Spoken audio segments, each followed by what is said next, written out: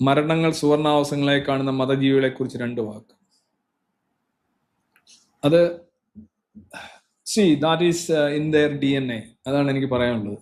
കാരണം ഈ മതജീവികൾ എപ്പോഴും, ഞാൻ പണ്ടൊരു പ്രസന്റേഷൻ ചെയ്തിരുന്നു, ഒരു മനുഷ്യന് ദുരന്തവും എന്തെങ്കിലും രോഗമോ മരണമോ ഒക്കെ വരുമ്പോൾ അത് അവന്റെ അവിശ്വാസം കൊണ്ടാണ് എന്ന് പറയുക മതവിശ്വാസികളുടെ ഒരു ഫേവറിറ്റ് പാസ്റ്റ് ടൈമാണ്, ഒരു ഇതാണ്. എത്ര ഷാലോ ആണ്, എത്ര ജീർണിച്ച ഒരു അവസ്ഥയാണ് എന്ന് അവർ മനസ്സിലാക്കുന്നില്ല. അവരെ സംബന്ധിച്ച് വൈകാരികമായ ഒരു ഉന്നതിയും ഒരു ഹൈയുമാണ് കിട്ടുന്നത്. ഒരു അവിശ്വാസി ഏതെങ്കിലും രീതി മരിക്കുകയോ ഒക്കെ ചെയ്തു കഴിഞ്ഞാൽ, കണ്ടോ അവൻ ഇതും പറഞ്ഞു ദൈവത്തെ ആക്ഷേപിച്ചുകൊണ്ട് നടന്നു, അല്ലെ അവിശ്വാസം എന്ന് പറയുന്നത് മൂല്യരഹിതമാണ്, ഇങ്ങനെയൊക്കെയുള്ള ചപ്ലാച്ചികളാണ് അടിച്ചുവിടുന്നത്. എന്നാൽ വിശ്വാസി ഇതേപോലെയുള്ള സാഹചര്യങ്ങളിൽ അപകടം പറ്റുകയോ രോഗം പറ്റുകയോ മരണപ്പെടുകയോ ആത്മഹത്യ ചെയ്യുകയോ ചെയ്തു കഴിഞ്ഞാൽ എന്തായിരിക്കും പറയുക? ഒന്ന് നേരത്തെ വിളിച്ചെന്ന് പറയും, അല്ലെങ്കിൽ അവന് അത്രയേ പറഞ്ഞിട്ടുള്ളൂ എന്ന് പറയും, അല്ലെ ആയുസ് അത്രേ ഉണ്ടായിരുന്നുള്ളൂ എന്ന് പറയും. എന്തായാലും ലോകത്ത്, ഞാൻ വീണ്ടും ആവർത്തിക്കണം, ലോകത്ത് കൂടുതൽ ആളുകൾ വിശ്വാസികളാണ്. അപ്പോൾ കേരളത്തിന്റെ കാര്യം എടുത്തു കഴിഞ്ഞാലും റേപ്പ് മുതലുള്ള എല്ലാ ക്രൈമുകളും ചെയ്യുന്നതിൽ 99% വിശ്വാസികളാണ്. പിന്നെ അപകടങ്ങളായാലും ദുരന്തങ്ങളായാലും മരണങ്ങളായാലും എല്ലാം 99% വിശ്വാസികളാണ്.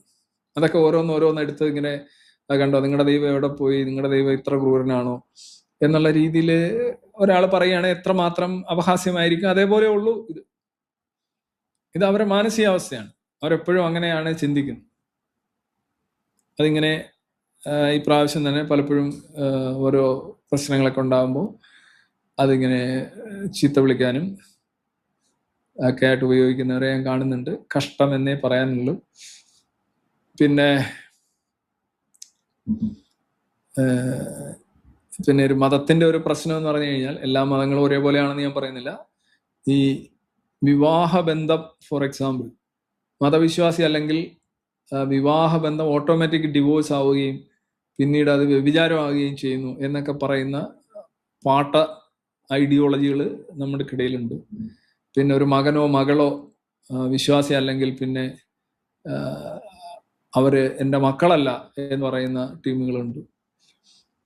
പിന്നെ സ്വന്തം പിതാവിൻ്റെ തലയറുത്ത്, പ്രവാചകനെ എന്തോ പറഞ്ഞതിന് സ്വന്തം പിതാവിൻ്റെ തലയറുത്ത് മര്യാദ കാണിച്ച, മഹത്വം കാണിച്ച മകന്റെ കഥ ആഘോഷിക്കുന്ന വിശ്വാസങ്ങളുണ്ട്. സ്വന്തം പിതാവിന്റെ തല അറക്കുക. എന്താണ് ഈ നമ്മുടെ പാർട്ടി ലോക്കൽ കമ്മിറ്റി സെക്രട്ടറിയെ എന്തോ പറഞ്ഞു എന്ന് പറഞ്ഞ് സ്വന്തം തന്തയെ തട്ടുന്ന ഒരുത്തന്റെ കാര്യം ഒന്ന് ആലോചിച്ച് നോക്കൂ. ഫുട്ബോൾ പോലെ അതിങ്ങനെ തല ഇങ്ങനെ തെറിച്ചു പോകുന്നൊക്കെയാണ് ഇവിടെ ഒരു മതതിമിരൻ ആഞ്ഞടിച്ച് പറഞ്ഞത് ഈ അടുത്തിടെ. ആ ഒരു ലെവലിലാണ്. ഇതിനെ ഭ്രാന്തെന്നോ പൈശാചികതയെന്നോ ക്രൂരതയെന്നോ പ്രാകൃതത്വമെന്നോ ഒക്കെ എന്താണ് വിളിക്കുന്നത്, ഇതിന്റെ എല്ലാം ഒരു കോമ്പിനേഷനാണ്. ഇതെല്ലാം കൂടെ ചേർന്ന ഒരു ടോക്സിക് സോഫ്റ്റ്വെയർ ആണിത്.